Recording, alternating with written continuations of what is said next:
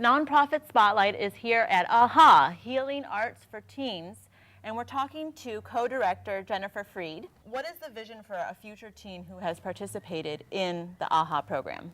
What we like to think is if you give a teenager a solid sense of character, compassion, and creativity, what they end up with is a purpose in life, a sense of what they can contribute, and also a feeling for what their community looks like and diversity and being part of that and an important member of that as opposed to just an isolated teen. And how does AHA work to achieve that goal?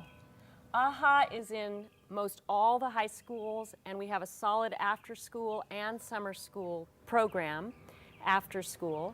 And what we do is we work on a very high mentorship ratio, 1 adult per every 6 teens.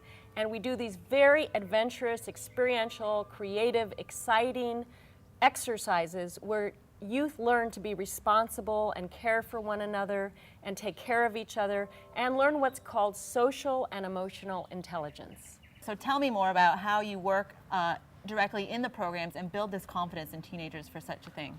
We always start out, whether we're in school or after school, with one of 350 games we've created or learned over the years to get people blending, interacting, loosening up, taking away that posture so many teens get about being cool and being special, and trying to build a sense with every teen that their unique self matters. So we play games. Then we get into a topic. Let's say the topic is managing emotions, delaying gratification. We do a little bit of teaching what that is. Then we break kids up into small groups with an adult or two, and we have them explore that topic through writing, through movement, through sharing, many different ways. But our philosophy maintains that if a young person is active in their own education, if they're contributing as well as receiving, we're going to have a lot more participation. And all our programs are voluntary. Nobody is forced to come, and we have a very high return rate. What kind of person makes a good facilitator, and can anyone off the street, go through obviously an extensive training, but volunteer as a facilitator? We actually are very selective about who joins the AHA team. We're very open to volunteers. We've had many, and we have the best staff imaginable. Why? 1, they have to love working with teenagers. Not everyone does. 2, they have to have an educational or an experience background that suggests they're very talented and very responsible. Because one thing teenagers need is consistency and reliability. So we have a staff that is so dependable and at the same time full of vitality and creativity and life.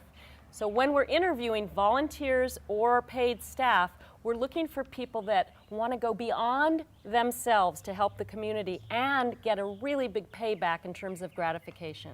Well, Jennifer, thank you so much for telling us all about AHA and the great programs that you do here and the success stories. It was a pleasure. Now, we're going to be talking with a facilitator of AHA. Can you tell me about who we're going to be talking with next? Well, Mauricio Mendez has come on board AHA in the last 2 years, and he is a very deeply soulful man who actually just had a baby this year, and so he's very inspired to help the youth of Santa Barbara. And he's one of our core facilitators and pretty much does every single group that AHA does, so he's a great person to talk to. I think you're going to really enjoy it.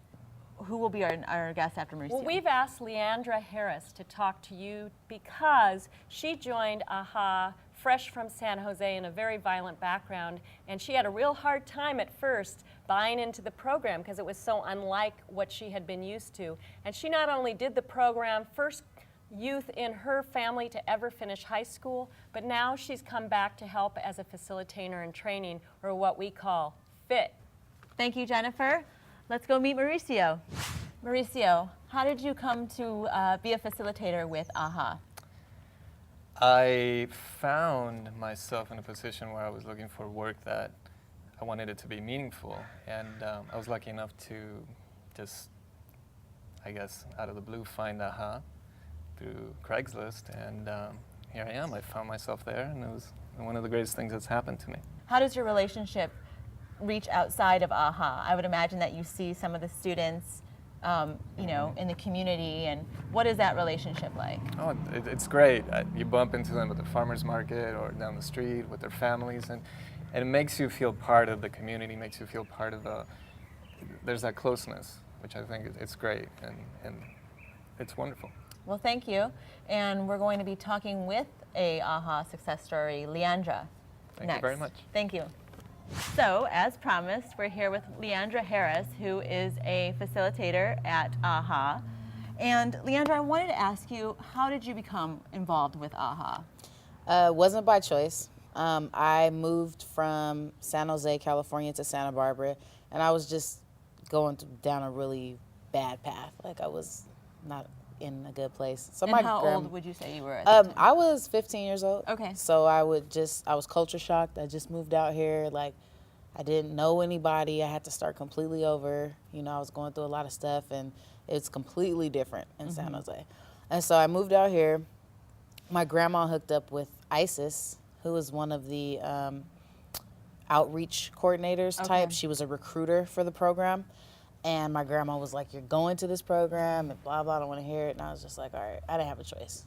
But I eventually just loved it. And What would you say was kind of the breakthrough moment for you? Was it one thing? Was it a series of when things?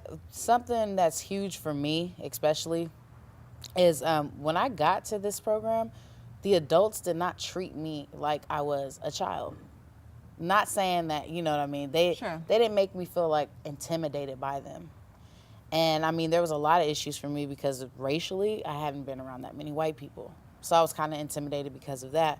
And they made me feel welcome. They were very upfront and just very honest with us. And it was not like, you know how you go to after school programs or you go to some counseling sessions where people are like, "Oh, well, you know, how does this make you feel?" And Sure. da, da, da. And you're just like, no. That wasn't working. Yes. This is not, no. Okay. So, You've been through the program.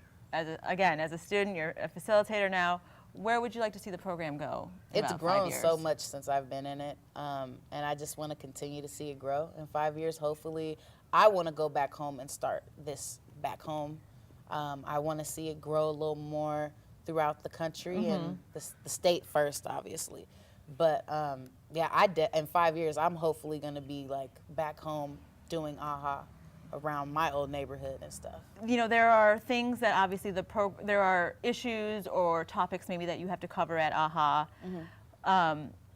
But what is it that you like to teach the kids, and are you able to teach them something about, or the teens, interest of music or film or anything in particular that you're able to share with them, something that is the special kind of Leandra touch to the program?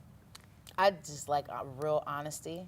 A lot of people think I'm very upfront, kind of even mean sometimes, but you know, some people.